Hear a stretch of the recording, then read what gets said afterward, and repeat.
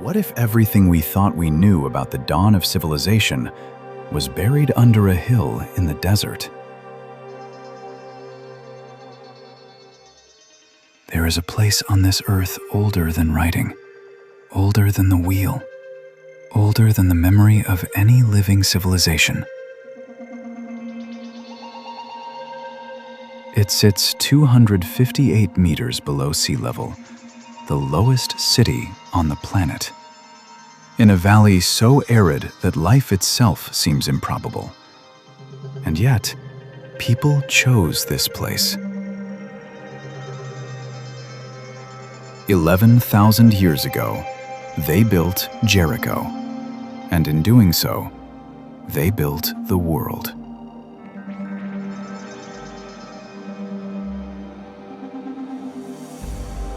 The Jordan Valley stretches south from the Sea of Galilee toward the Dead Sea, a geological scar in the surface of the planet, part of the Great Rift System that runs all the way to East Africa. It is hot, dry, and unforgiving, and yet it conceals a secret.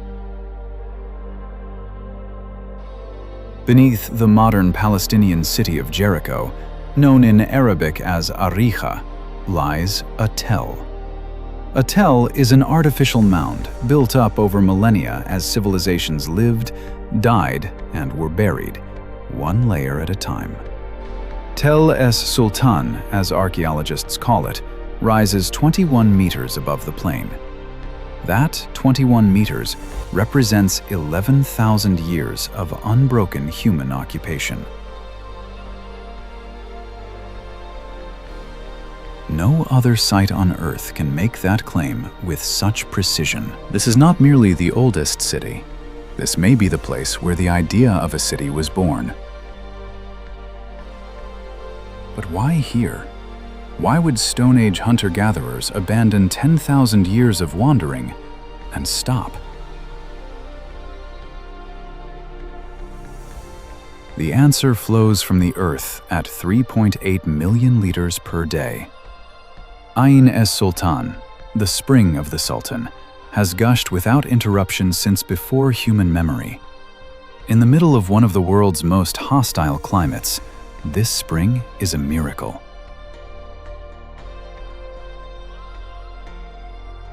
Around 10,000 BCE, at the close of the last ice age, the planet was warming. Glaciers retreated. Forests changed. The megafauna that hunter-gatherers had relied upon began to disappear. The world was shifting beneath human feet. And a small group of Natufian people, semi-nomadic, brilliant, adaptable, found the spring.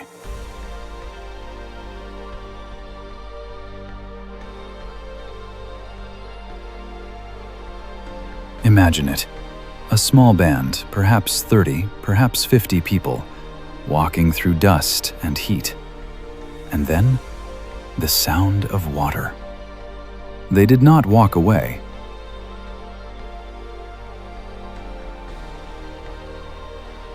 The Natufian culture arose in the Levant, modern-day Israel, Palestine, Jordan, Lebanon, and Syria, between roughly 15,000 and 11,500 BCE.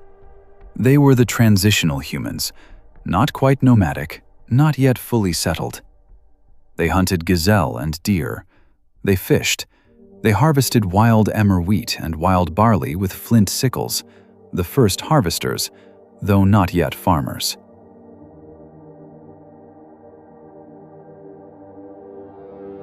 At Jericho's spring, archaeologists discovered the earliest evidence of their presence, a circular stone structure just 3 meters across, dating to around 9,500 BCE. It may have been a shrine, or a gathering place, or simply someone's home.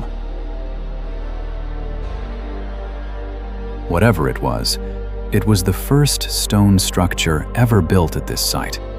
The first stone placed deliberately on top of another stone. The first act of architecture. If Jericho began as a camp, what turned it into a city? And what terrible threat forced its people to build something that would astonish archaeologists 7,000 years later? By 8000 BCE, something extraordinary was happening at the spring. The Natufian shelters had given way to something far more ambitious. A settlement of perhaps 2,000 to 3,000 people, enormous by the standards of any era before this, had taken root. And they had built a wall. Not a fence, not a barrier of sticks and brush, a wall of stone, standing nearly 4 meters high, over a meter wide at its base, running for hundreds of meters around the settlement. This is the oldest known defensive wall in human history. Built without metal tools, without the wheel, without riding to coordinate the labor, without any of the inventions we consider prerequisites for civilization. And behind the wall, or perhaps beside it, its purpose still debated, stands a structure that defies explanation. The tower. 8 meters tall, 8 meters wide at the base. Inside, a staircase of 22 steps descending into the earth. It required approximately 11,000 person-days of labor to construct. Why did they build it? Was it a watchtower? Defense against raiders? A flood barrier, protecting the settlement from seasonal flash floods? A ritual monument? A place to mark the movements of sun and shadow? We do not know. And that unknowing is what makes Jericho so hauntingly human. The wall, the tower, the thousands of people. None of this could exist without one revolutionary discovery that changed the human species forever. The round 9,500 BCE, precisely the moment Jericho was beginning to grow, something was happening across the broader Fertile Crescent that archaeologists call the Neolithic Revolution. Humans were learning to farm. The wild emmer wheat and wild barley that Natufians had been harvesting for thousands of years, humans began to select the best seeds, to plant them intentionally, to tend them, to water them, to harvest them in greater quantities than nature alone ever provided. This is agriculture, and it changed everything. At Jericho, the evidence is clear in the archaeological record. Emmer wheat, einkorn wheat, 2-row hulled barley, lentils, peas, figs. The people here were not just farming, they were diversifying, creating a surplus that could feed thousands. Surplus is everything. Surplus means not everyone has to grow food. Some people can build, some can craft, some can lead, some can think. Surplus creates civilization. But it is not only the living who tell us Jericho's story. In the floors of the Neolithic houses, beneath the feet of the living, the dead were buried. The Neolithic people of Jericho did not simply bury their dead and mourn. They performed something extraordinary. After a person died and the flesh had decayed, the skull was exhumed, carefully removed from the body, and then, using plaster made from lime, the skull was given a new face. Eyes of shells, painted features, hair perhaps suggested. These plastered skulls, 9 have been found at Jericho alone, are among the most startling objects in all of human prehistory. They are faces. They look back at you. What were they for? Ancestor veneration? Memory? A refusal to let the dead become strangers? Perhaps these people, who had just invented the city, could not bear the thought of forgetting. Perhaps they needed their ancestors present, watching, protecting. Perhaps they were not so different from us at all. Jericho survived for thousands of years, but survival in the ancient world was never guaranteed. What happened when the world beyond the walls came knocking? Tel es-Sultan tells a story of extraordinary resilience and extraordinary tragedy. Archaeologists have identified at least 23 distinct occupation levels in the mound, each one representing a different chapter of the city's life. The pre-pottery Neolithic A phase, the oldest city, flourished from approximately 9,500 to 8,500 BC. Then came the pre-pottery Neolithic B, a second, perhaps larger, more sophisticated settlement. Then abandonment. Then reoccupation. Then abandonment again. Jericho was not a city that rose steadily and linearly. It breathed. It contracted and expanded. It was conquered and abandoned and reborn. Drought, disease, invasion, earthquake. The Jordan Valley is seismically active. It sits on a major fault line. The ground beneath Jericho has shaken and cracked and swallowed buildings whole. And yet, each time someone came back. Each time, someone looked at the rubble of the city and said, "Here. Here is where we belong. Here is our spring. Here is our home." Remember the spring, 3.8 million liters per day. That spring never failed. And so Jericho never truly died.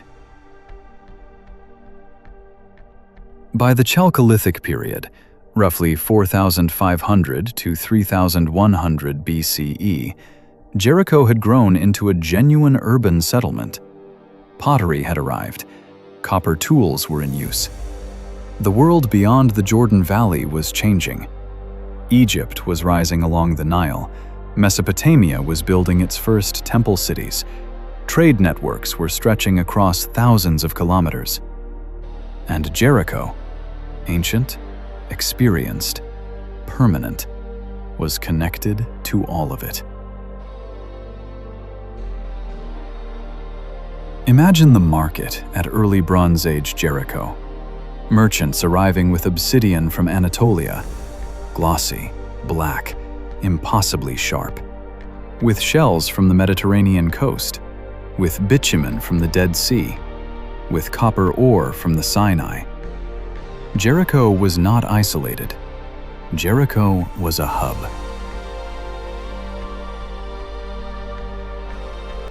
In 1868, a British archaeologist arrived in Palestine with a Bible in one hand and a pickaxe in the other. What she would eventually find would shake the foundations of two worlds, science and faith.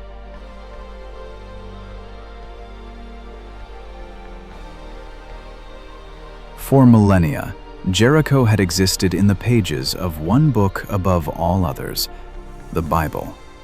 It was mentioned in Genesis, in Numbers, in Deuteronomy, in the book of Joshua. It was the first city the Israelites were said to have conquered upon entering Canaan. It was the city whose walls, according to Scripture, came tumbling down at the sound of trumpets.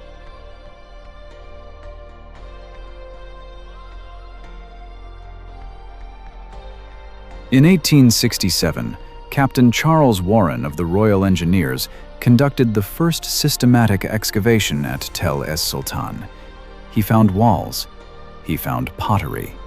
He found evidence of a very ancient city. But it would take almost another century, and one of history's most formidable archaeologists, to understand what it all meant.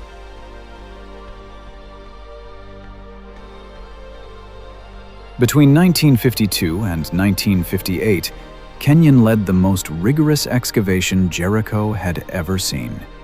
She developed the Wheeler-Kenyon technique, a meticulous method of stratigraphic excavation that revolutionized archaeology worldwide. And at Jericho, she used it to peer deeper into the past than anyone had dared to go. What Kenyon discovered rewrote human history.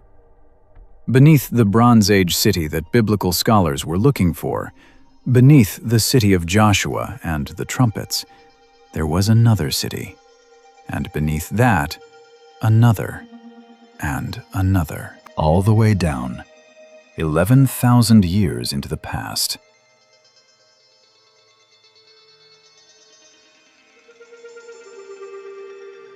The tower, the wall, the plastered skulls, the Neolithic farming village beneath a Bronze Age city, beneath a city from the time of kings. Kenyon had not merely found an old city. She had found the oldest city, the one that started it all.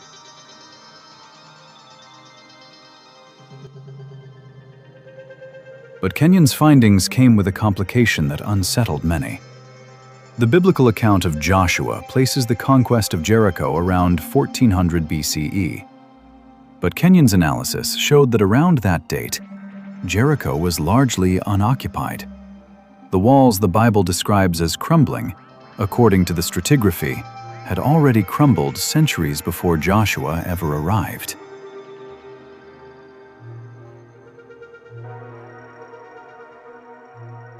This is one of the great archaeological controversies of the 20th century. Some scholars contest Kenyon's dating. Others accept her conclusions and argue the biblical narrative reflects a different kind of truth, not historical record, but cultural memory. The debate continues, as all good debates about the deep past should. The question of Joshua's walls matters. But there is an even stranger story hiding in Jericho's Bronze Age ruins. A story of a city that was burned and a curse placed upon its ashes. Around 1550 BCE, something catastrophic happened to Bronze Age Jericho. The city burned. Archaeologists found the evidence in the scorched soil and in something extraordinary. Massive quantities of carbonized grain.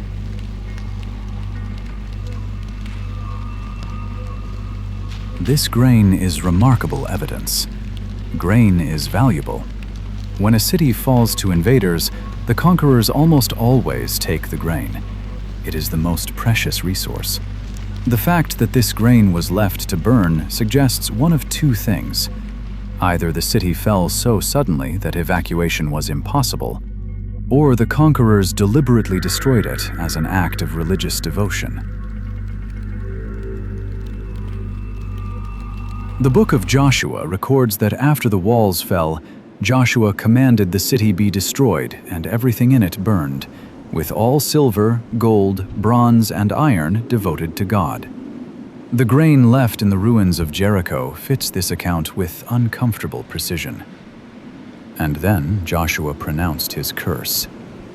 "Cursed before the Lord be the man who rises up and rebuilds this city, Jericho."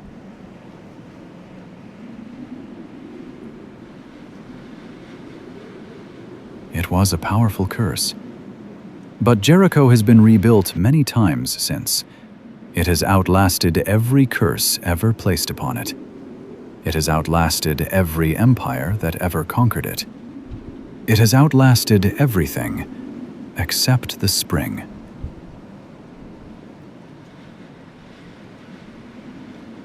The spring. Always the spring. 3.8 million liters a day, flowing without interruption, drawing people back across 11,000 years. The story of Jericho after the Bronze Age is a story of empires. The Persians came and administered. Alexander the Great passed through.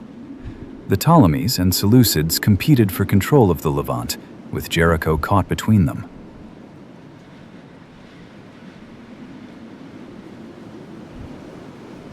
Under the Hasmonean kings, the dynasty that followed the Maccabean revolt, Jericho became a royal retreat. Its winters are mild, its spring is constant. Its date palms and balsam groves made it impossibly pleasant in the cold months. The Hasmonean kings built palaces here, and then a man who would reshape the region forever, Herod the Great.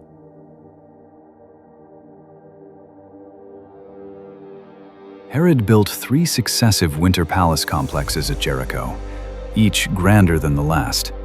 Sunken gardens, swimming pools, bathhouses with heated floors, frescoed walls, a hippodrome for chariot races. It was here, according to ancient historians, that Herod, tyrant, builder, madman, genius, died. His body was carried in a golden bier to Herodium to be buried in the monument he had built for himself. At the dawn of the Common Era, a wandering preacher from Galilee passed through Jericho. What happened there would ripple forward 2,000 years and is still resonating today. For the 3 Abrahamic faiths, Judaism, Christianity, Islam,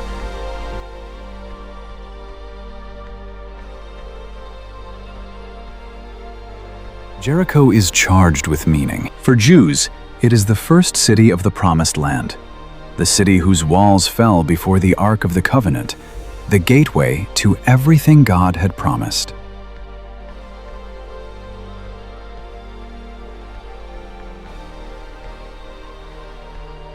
For Christians, Jericho is the city where Jesus healed blind Bartimaeus by the roadside, where Zacchaeus, the despised tax collector, climbed a sycamore tree to see the teacher passing by, and where Jesus, looking up at the small man in the branches, said simply, "Come down, I must stay at your house today." The story of Zacchaeus has echoed for 2 millennia as a story of unexpected grace.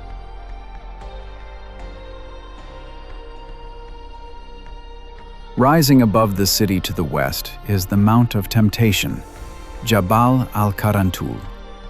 Christian tradition identifies this as the wilderness where Jesus fasted for 40 days and 40 nights, where Satan offered him all the kingdoms of the world.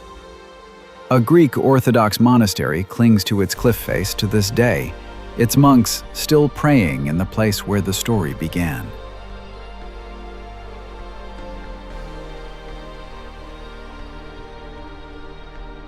For Muslims, Jericho, called Ariha, is part of the blessed land of Al-Sham, connected to the prophets, connected to the Holy Land that the Quran describes as blessed. Its conquest and its history woven into the fabric of Islamic sacred geography.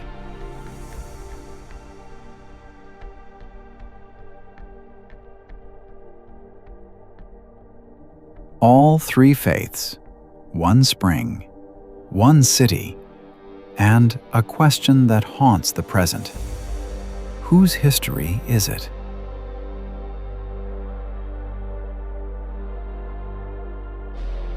Under Byzantine rule, from the 4th to 7th centuries CE, Jericho flourished again. Christian pilgrims arrived in growing numbers, drawn by the biblical sites. Monasteries were built into cliff sides. Churches adorned with extraordinary mosaics rose from the plain. Then came the Arab conquest of 636 CE, and Jericho became Ariha under the Umayyad Caliphate. And in the 8th century, the Umayyad Caliph Hisham ibn Abd al-Malik built his extraordinary winter palace just north of Tel es Sultan, Qasr Hisham, Hisham's palace. Its crowning glory? A floor mosaic of breathtaking beauty, the Tree of Life, surrounded by animals, gazelles grazing peacefully on one side, a lion attacking on the other. Life and death coexisting beneath the boughs of a single tree. Jericho in miniature. The Crusades brought European Christian armies to the Holy Land between 1096 and 1291 CE. Jericho changed hands multiple times: Christian, Muslim, Christian, Muslim. Each conquest left its mark in blood and stone. Under the Mamluks and then the Ottomans, Jericho settled into a quieter existence, a small town around a famous spring in a famous valley.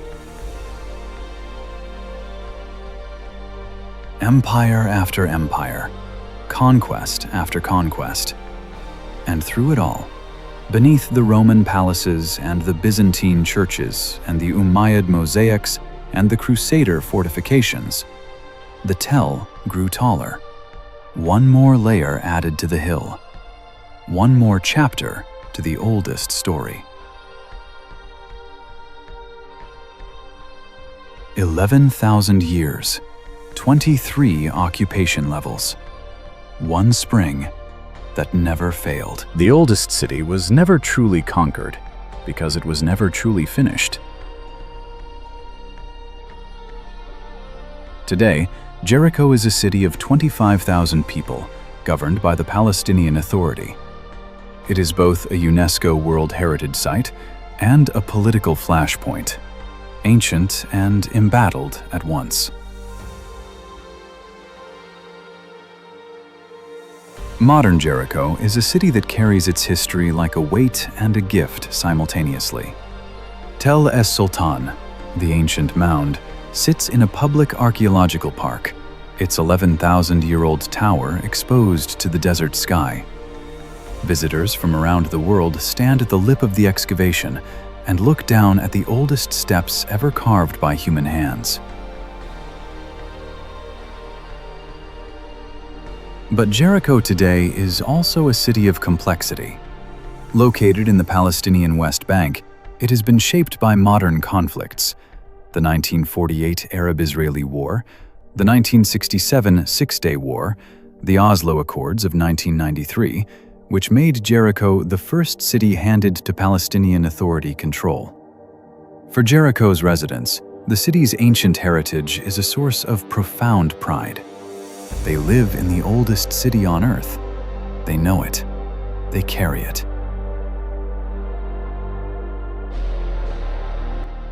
In 2023, Tel es-Sultan was inscribed as a UNESCO World Heritage Site, recognizing Jericho's global significance as the birthplace of urban civilization.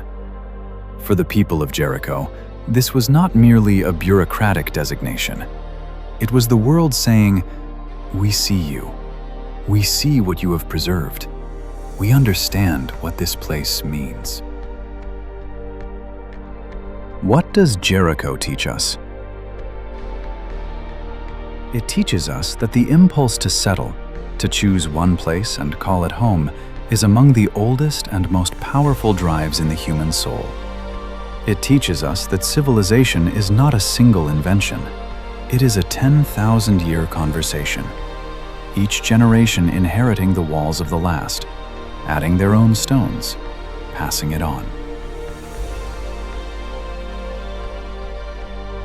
It teaches us about the dead, those Neolithic people who plastered the faces of their ancestors onto skulls and kept them in their homes. They were trying to do something we are still trying to do. Remember. Hold the past close enough that it doesn't disappear entirely. Make the dead present.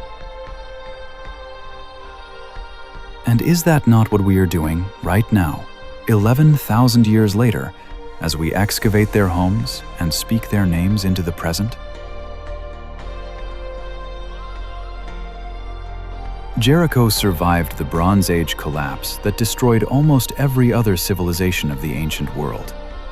It survived Babylonian conquest, Persian domination, Greek Hellenization, Roman annexation, Byzantine Christianity, Arab conquest, Crusader invasion, Mamluk rule, Ottoman administration, British mandate, and the turbulent, unresolved conflicts of the modern age. And gratitude, wonder. And still, the spring flows. 3.8 million liters a day. As it flowed when the first Natufian knelt to drink, as it flowed when the tower was raised, as it flowed when the walls of legend fell, as it flows today. Jericho is not just the first city. Jericho is the proof that we have always needed each other, that we have always chosen to stop, to build, to stay.